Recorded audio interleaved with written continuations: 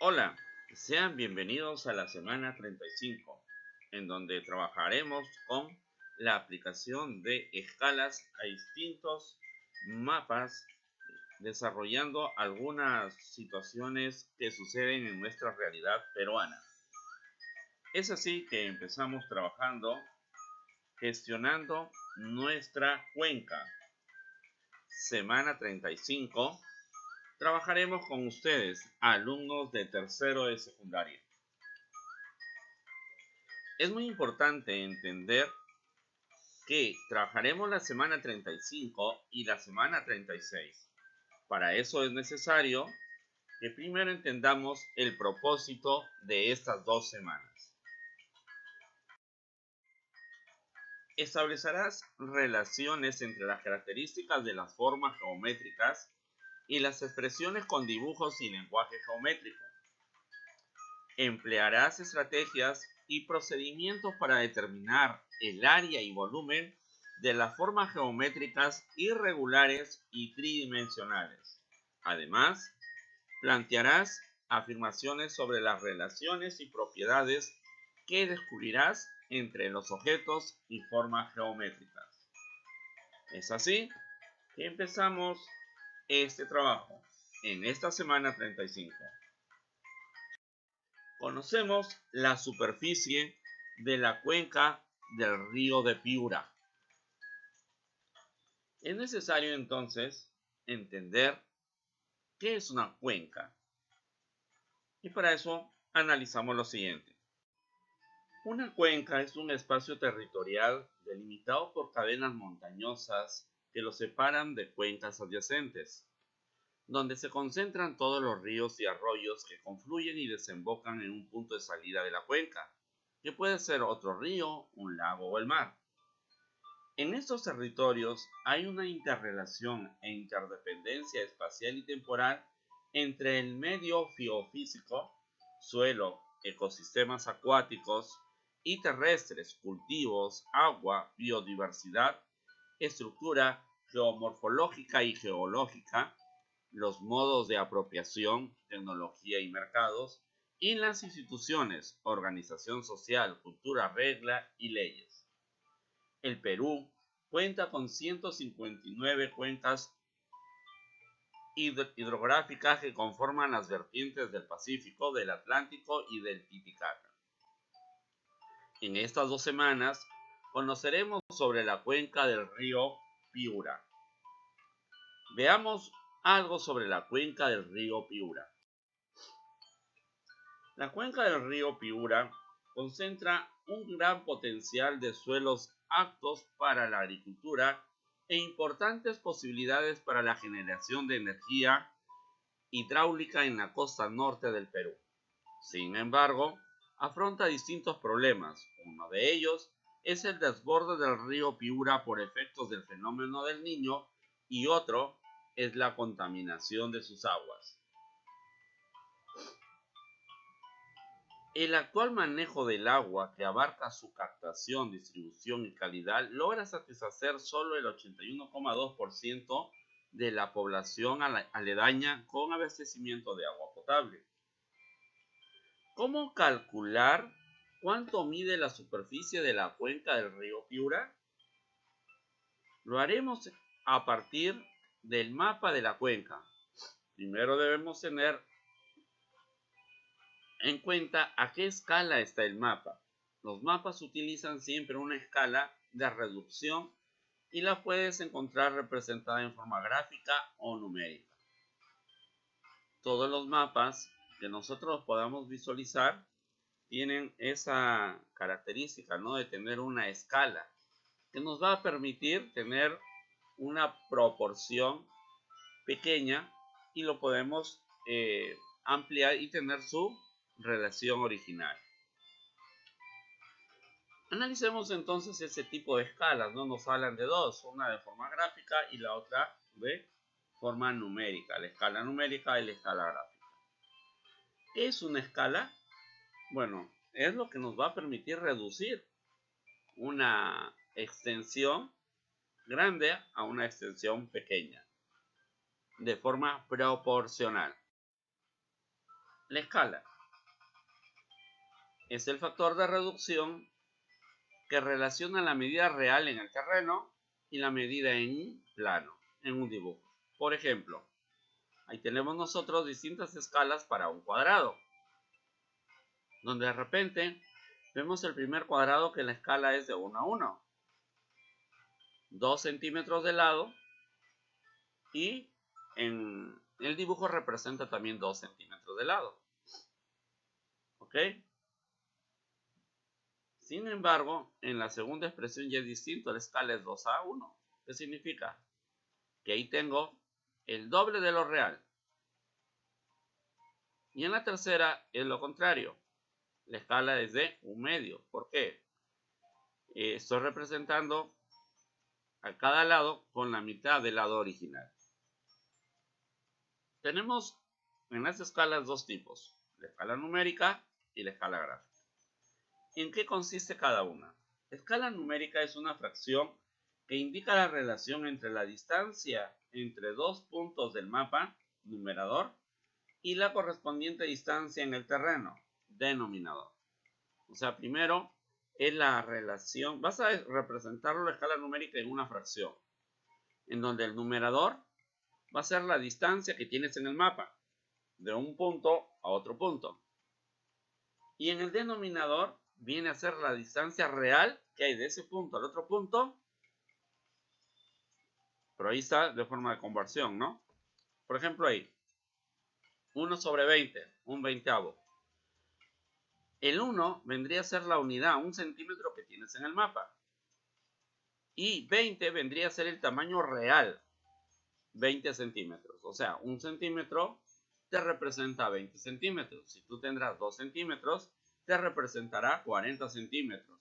3 centímetros te representará 60 centímetros. Y así sucesivamente. Mientras que en la escala gráfica es la barrita dividida en segmentos blancos y negros que se ve al pie del mapa. Es la representación geométrica de la escala numérica. ¿Sí? Aquí tenemos un ejemplo. ¿Sí? Es una recta dividida en segmentos, ¿no? Suele medir 1 centímetro. Las cifras indican el tamaño real de cada segmento. ¿Ok? Entonces vamos a analizar un poquito cada una de ellas para poder tener una mejor comprensión. Y aplicado con un ejemplo. Empecemos con la escala numérica. Si yo tengo la relación en el mapa de un veinteavo, ¿qué significa? El numerador me representa 1 centímetro en el mapa y el 20 me indica 20 centímetros en la realidad. Si yo tengo 1 sobre 2000, implica que 1 centímetro en el mapa te representa 2000 centímetros en la realidad, donde estos 2000 centímetros en la realidad vendría a ser 20 metros. O sea, 1 centímetro representa 20 metros de la realidad. Luego, si yo tengo 1 sobre 100.000 centímetros, 1 sobre 100.000 sería 1 centímetro en el mapa, te representaría 100.000 centímetros de la realidad. Eso implica que 1 centímetro en el mapa vendría a ser 1000 metros en la realidad. ¿Ok? Pero estos 1000 metros en la realidad representarían 1 kilómetro. Es decir, 1 centímetro en el mapa te representarían 1 kilómetro en la realidad. Si yo tengo 1 entre 8 millones, implica que 1 centímetro en el mapa te representan 8 centímetros, 8 millones de centímetros en la realidad. ¿Sí? En metros sería 1 centímetro del mapa te representaría 80.000 metros en la realidad. Por consiguiente, te está representando a 80 kilómetros en la realidad, 1 centímetro del mapa. Y es así como nosotros empleamos la escala numérica. La escala numérica siempre te va a dar las unidades en centímetros. Y en la realidad, sobre todo, el denominador Lo puedes convertir de repente a metros, a kilómetros, dependiendo de qué tan amplia sea la expresión que esté en el denominador. Analizamos la escala gráfica. Si yo tengo la siguiente representación, ¿qué me está indicando? Primero date cuenta, del 0 hasta el 10 hay dos barritas. Exactamente en la mitad están distribuidas. ¿Eso qué implica? Que aquí la primera expresión, como toda la barra al final me dice kilómetros, y como del 0 al 10 hay dos espacios, significa que la primera expresión es 5 kilómetros. Si nosotros lo medimos, eso nos representa 5 kilómetros. Ahí tendríamos 5 kilómetros más, que nos daría 10 kilómetros. Y del 0 al 10 está la misma distancia del 10 al 20, que me representarían 10 kilómetros más. En total tendríamos 20 kilómetros.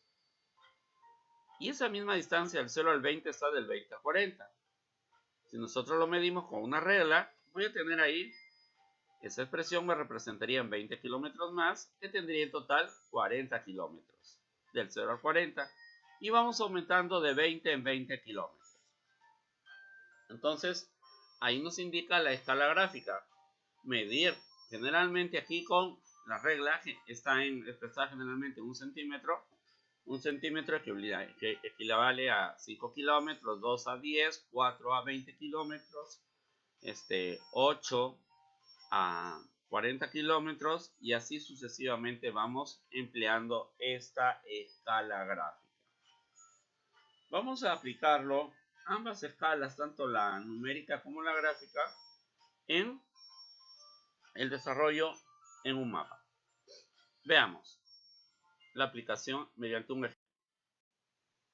Si yo tengo el siguiente dibujo, un mapa, parte sur de nuestro Perú, y tenemos que la escala es 1 sobre 17 millones. Y tenemos ahí dos puntos en el mapa, Arequipa y Cusco. Y midiendo con la regla, nos damos cuenta que la distancia en forma recta es de 3 centímetros. ¿Eso qué significa? Vamos a ver cuánto es la distancia real. Entonces, yo digo 1 sobre 17 millones implica 1 centímetro en el mapa, representaría 17 millones de centímetros en la realidad. Eso implica 170.000 metros en la realidad, nos representa 1 centímetro. En otras palabras, 1 centímetro en el mapa sería 170 kilómetros en la realidad. Por consiguiente, la distancia real de Arequipa a Cusco tendríamos, como es, yo no quiero 1 centímetro, sino 3, lo multiplico por 3. Es decir, 1 centímetro que nos representa en el mapa, lo multiplico por 3 y voy a obtener 3 centímetros en el mapa, me van a representar a 170 por 3, 510 kilómetros en la realidad. Por consiguiente, la distancia real de Arequipa a Cusco sería 510 kilómetros en la realidad. Es así como nosotros hemos empleado esta escala numérica para determinar la distancia real entre Arequipa y Cusco. Ahora sí, veamos un ejemplo con la escala gráfica. Si tenemos ahí ese mapa en parte de España, ahí tenemos distintas ciudades, distintas distancias que se relacionan con Madrid. Estamos en la distancia de Sevilla, de Alicante, Valencia, y tenemos la escala gráfica. Si nosotros nos percatamos, va aumentando de 190 kilómetros en 190 kilómetros. Y esta distancia es la misma. Entonces, vamos a medir. Podemos darnos cuenta que 1 centímetro representa 190 kilómetros. De centímetro a centímetro va aumentando de 190 en 190. Entonces vamos a ver, usando la regla, cuál es la distancia de Sevilla a Madrid. Y tenemos 2 centímetros. Eso implica que si 1 centímetro representa 190 kilómetros, 2 centímetros te va a representar 380 kilómetros, que vendría a ser la distancia, en este caso, que estamos nosotros buscando. ¿Ok? Y es así como nosotros empleamos la escala gráfica. Muy bien, ahora sí continuemos. Calculando la superficie de cualquier mapa y el área de la región que representa. Para poder calcular, tenemos básicamente dos métodos. El método de franjas o bandas para medir superficies irregulares. Este es un primer método que implica en trazar rectángulos sobre el mapa. Se debe tratar de que las franjas sean lo más estrechas posibles. Luego imagina que pones todas las franjas una a continuación de la otra, sumas el largo de todas y calculas el área de todas esas franjas. Nos dará como resultado la superficie aproximada del mapa. Por ejemplo, si tenemos el mapa a escala de un distrito del departamento de Junín y debemos hallar el área de la provincia de ese tipo, ¿qué hacemos? Ubicamos rectángulos, porque tú sabes que el área de un rectángulo es base por altura. Entonces ya es más sencillo calcular de esta manera su área. Veamos.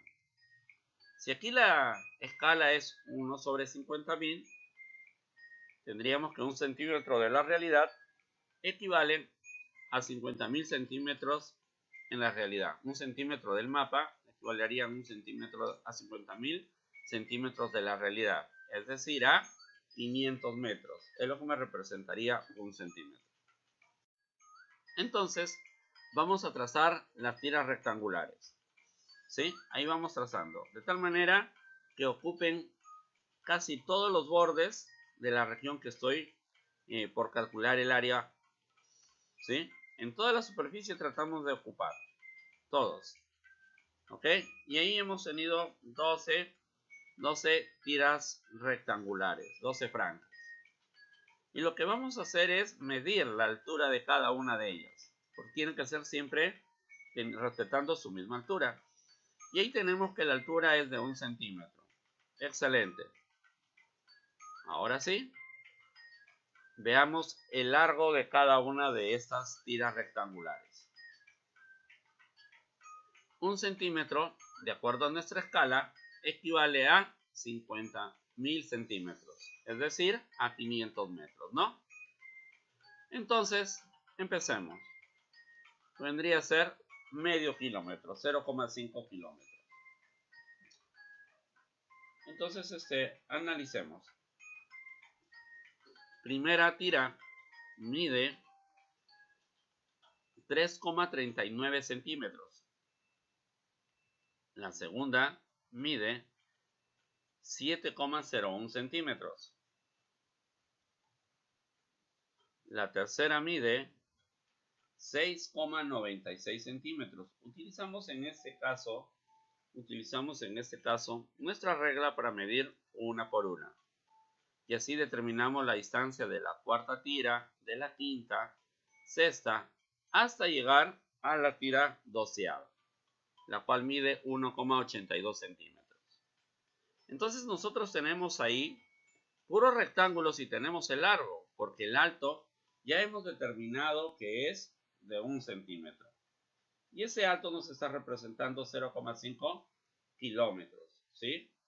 Entonces, ahora sí, vamos a determinar el área que nos representa. Pero previamente, sumemos todas las distancias, todos los largos de cada rectángulo, es decir, 3,39 más 7,01 más 6,96 y así sucesivamente hasta llegar al 1,82, lo cual nos va a arrojar un total de 58,99 centímetros.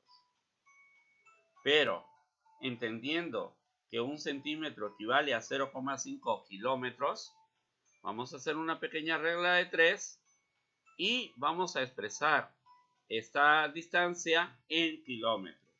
Y vamos a obtener 29,99 495 kilómetros. ¿Sí? Que vendría a ser la multiplicación de 58,99 por 0,5.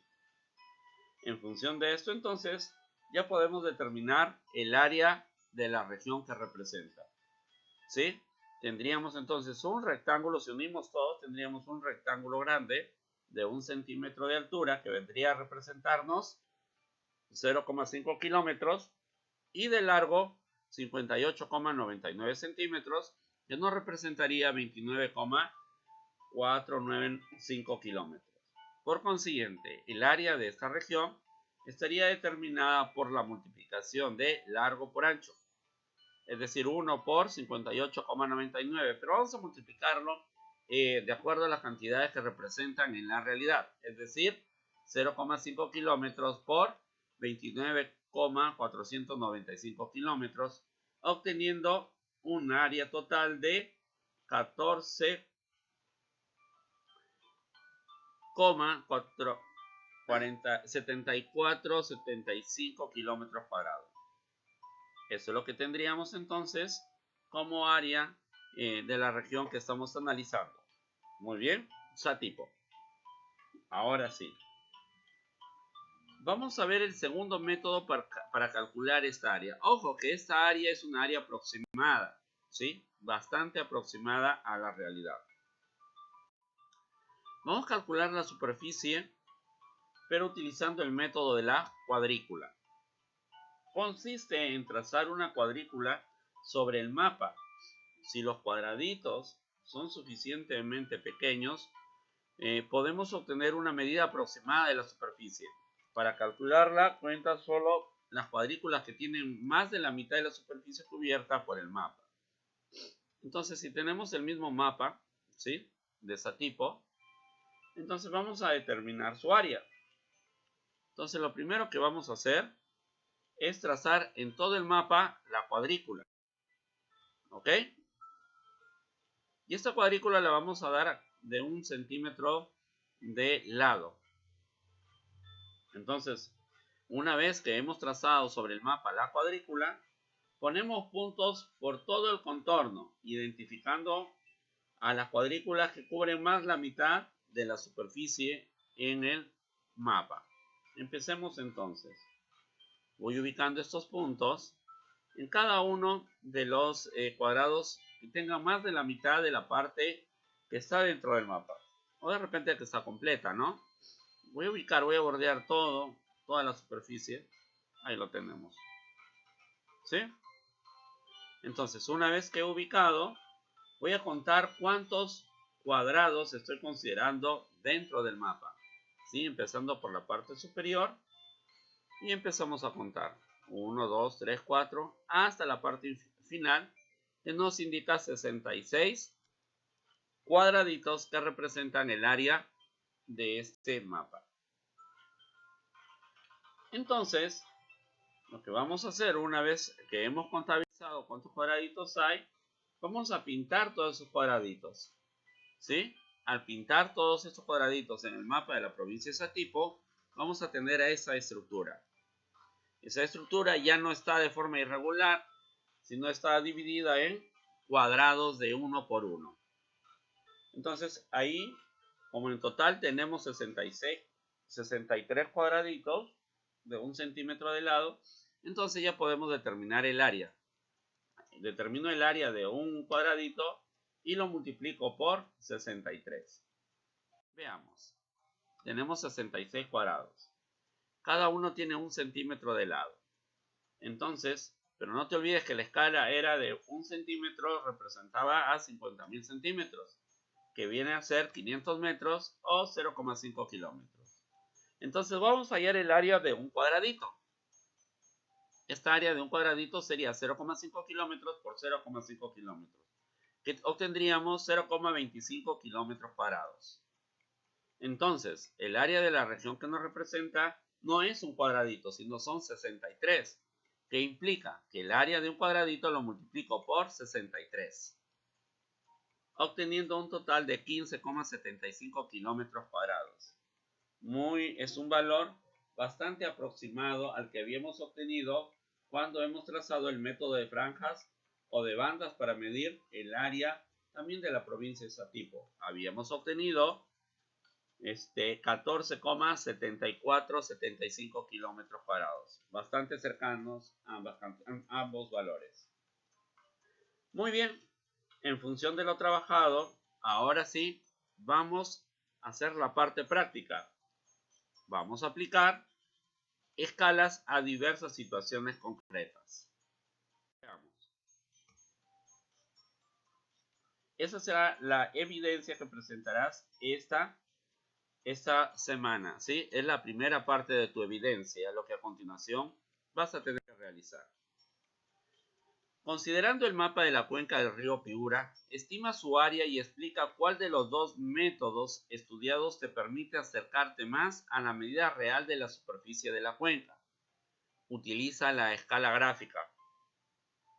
Entonces, esa es tu primera parte y vas a trabajarlo de acuerdo a lo que nosotros te hemos explicado. Ahora sí, pasemos a la segunda parte. Investigamos sobre el volumen de agua que se requiere en la cuenca del río Piura. Una vez que nosotros ya determinamos su área, entonces ahora sí pasamos a determinar su volumen. Para eso es necesario entender cómo se capta el agua en la región de Piura. ¿Qué métodos utilizamos? Veamos. Para la captación y recolección del agua potable se requieren de reservorios o tanques de agua. Pueden ser de dos tipos. El reservorio superficial, que lo vemos aquí en la mano izquierda, al lado izquierdo, y el reservorio de tanques elevados, que está a la mano en la parte derecha.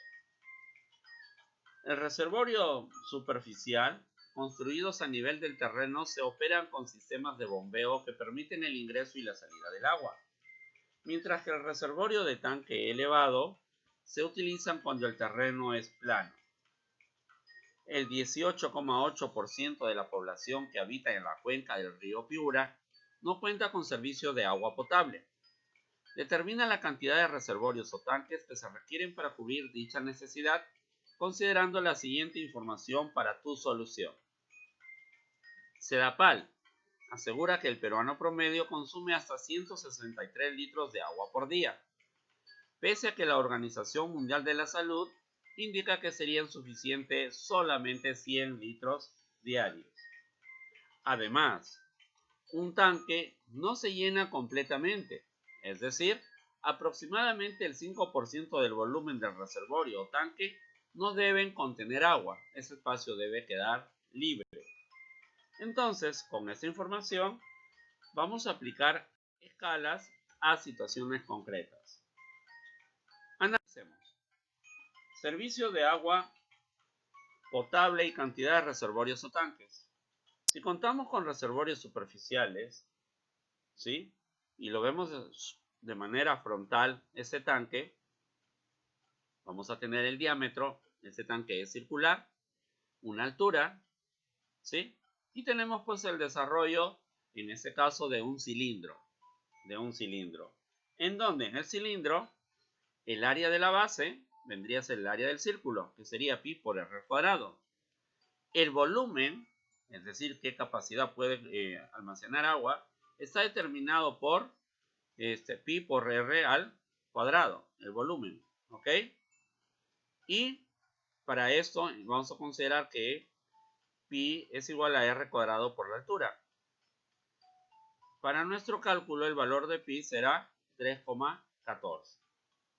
Entonces, el volumen en este caso sería el área del círculo pi por r cuadrado por la altura. El área del círculo por la altura. Hay que entender que en este caso un metro cúbico equivalen a 1000 litros de agua, un metro cúbico. Si tú tienes 7 metros cúbicos, estamos hablando de 7000 litros de agua. Entonces vamos a llenar esta tablita. Si el diámetro es de 9 metros y la altura es de 4,98, ¿cuál será el volumen? Repito, para determinar el volumen hay que multiplicar pi por r al cuadrado por la altura, ¿sí? Ahí, en el volumen del cilindro está un igual. Ese igual es un por, ¿sí? Ahí hay que corregir. es pi por r al cuadrado por la altura. La cantidad de agua en litros es la misma que vas a obtener en el volumen, pero a esa cantidad le vas a tener que restar el 5% porque el tanque debe quedar libre el 5%. Muy bien. Ahora sí. Eso es con un reservorio superficial. Veamos ahora con un reservorio elevado.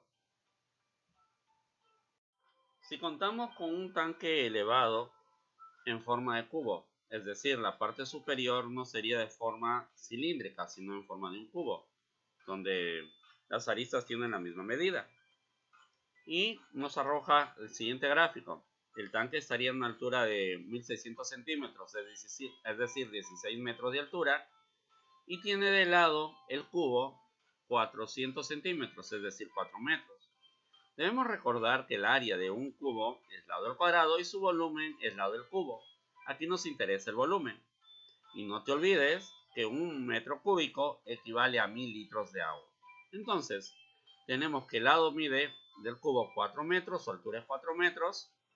Con esa información podemos calcular el volumen en litros de la capacidad que tiene, en este caso, el reservorio elevado en forma de un cubo. Completas esta información para luego enviarla como parte de tu evidencia.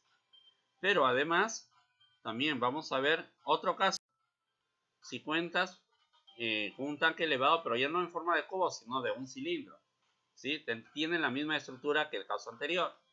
La diferencia es que ahora vamos a trabajar con un cilindro. Y es necesario que en este cilindro tú entiendas que el área lateral es 2pi por r por la altura. El área total es 2pi r por la altura más 2 por pi por r cuadrado, que son dos áreas de la base. Pero lo que nos interesa para poder resolver es su volumen.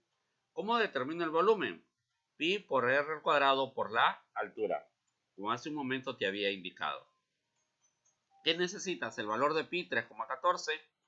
La altura es de 4 metros. Y si el diámetro es de 4 metros, significa que el radio sería 2 metros. Con esa información, tú ya puedes calcular su volumen. ¿Ok? Entonces ahí tienes para poder trabajar. Ahora sí, veamos lo siguiente. Basándonos solo en su forma, ¿cuál de los tres tanques convendría implementar para cubrir la necesidad del 18% de la población que no cuenta con agua? Fundamenta tu respuesta. Es decir, primero vas a determinar la capacidad, el volumen de cada uno de estos tanques, tanto el tanque artificial como los tanques elevados, ¿de acuerdo?